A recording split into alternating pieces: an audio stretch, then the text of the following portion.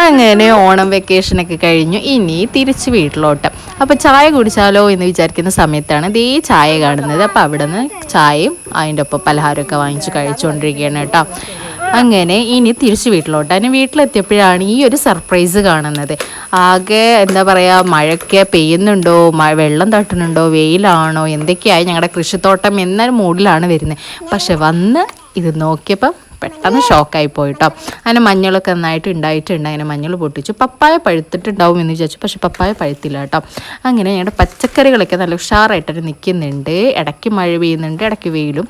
അങ്ങനെ ഒന്നിനും യാതൊരു വിധത്തിലുള്ള വാട്ടവും കാര്യങ്ങളൊന്നും പറ്റിയിട്ടില്ല. അങ്ങനെ ഇതെല്ലാം കണ്ട് സന്തോഷിച്ചു. ഇനി കിട്ടിയ കപ്പ വേവിച്ച് കഴിക്കണ ഉത്സാഹത്തിലാണ്. അങ്ങനെ ഇരിക്കുമ്പോഴാണ് അതേ വീട്ടിൻ്റെ വാതിലൊരു അതിഥി വന്ന് നിൽക്കുന്നത് കണ്ടത്.